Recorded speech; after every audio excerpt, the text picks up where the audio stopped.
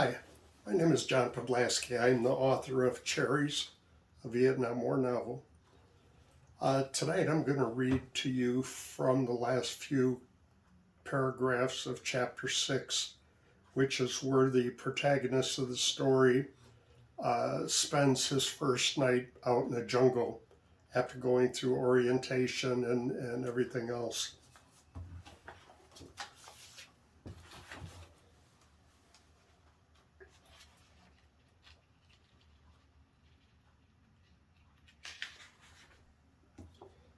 John lay back down and tried to make himself comfortable as possible. The exotic sounds of jungle wildlife were especially loud tonight. In the twilight, he tried to spot stars through the thick overhead growth. He knew it wasn't possible to see the sun during the dense trees or through the dense trees in the daytime, but just maybe it was different at night. His astronomy search ended abruptly when he spotted something he hadn't noticed earlier.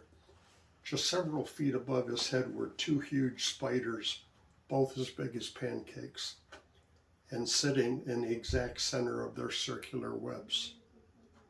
A chill ran down his spine and goosebumps broke out on his arms. He was scared to death of spiders, and it was too late for him to move to a new area. Furthermore, by no means was he going to knock them from their webs to crawl around on the ground with him. Now finding himself in an uncomfortable position, there was no alternative but to keep an eye on them. He stared at them for 10 minutes just to make sure that they didn't move around. As he did this, he noticed swarms of flying insects above the webs. The larger dragonflies and horseflies dominated the airspace as they darted through swarms of buzzing mosquitoes.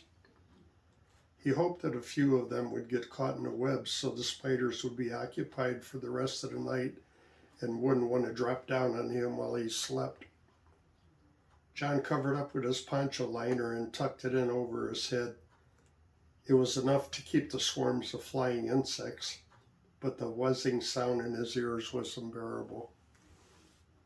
"Hey, Polack, get up, it's your watch," someone whispered in his ear.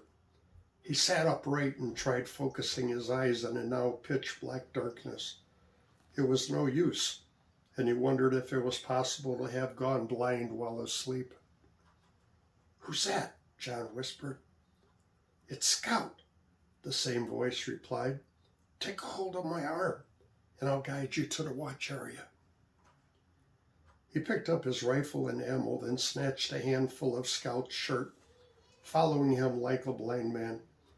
In spite of his best efforts earlier to memorize landmarks, John was unaware of the location, which caused a feeling of total helplessness. "Are you going to be all right, Polack?" Scout asked, sensing something was wrong. "Scout, I think I'm blind. I can't see shit," John whispered. "Give it a few minutes. Just sit down. I'll stick around until your night vision comes to you." John sat quietly with Scout. After a few minutes, he could finally make out the shadows of a few bushes and trees to his front. When John turned to face him, he could see the sharply defined profile of a Cherokee soldier, nicknamed Scout, sitting next to him in the darkness. "Okay, thanks. I can see now, so I'll be fine." "I'm glad.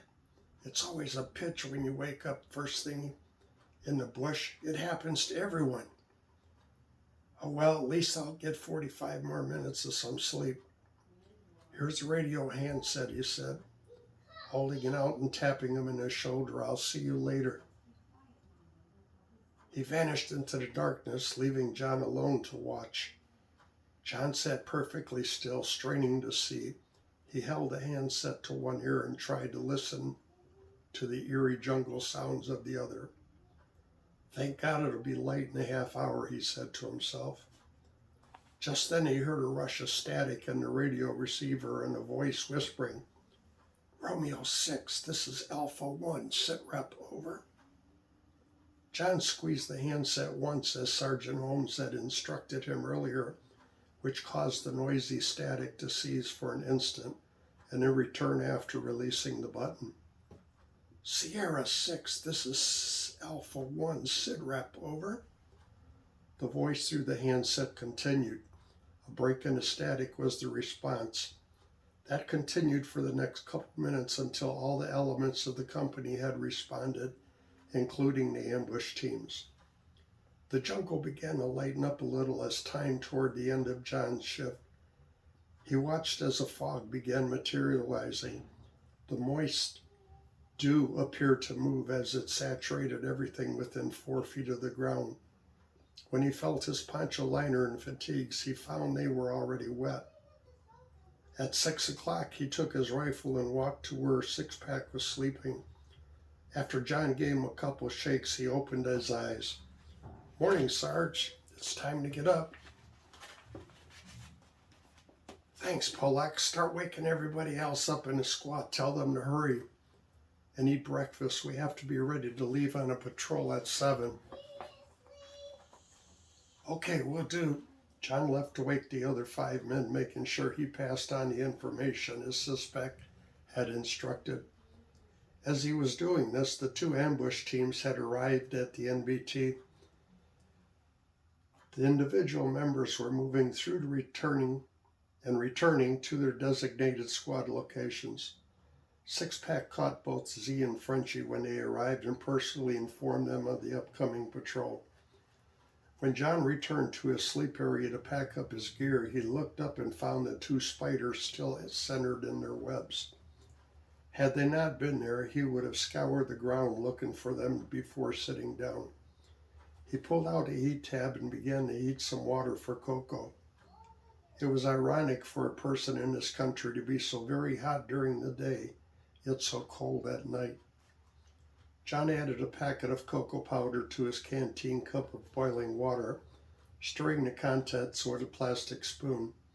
Before taking a drink, he raised the cup to it in a toast and said, "I made it through my first night in the bush. Only 335 more days to go." Well, thank you for taking the time to listen to my book reading. I appreciate it. Thank you and have a good night.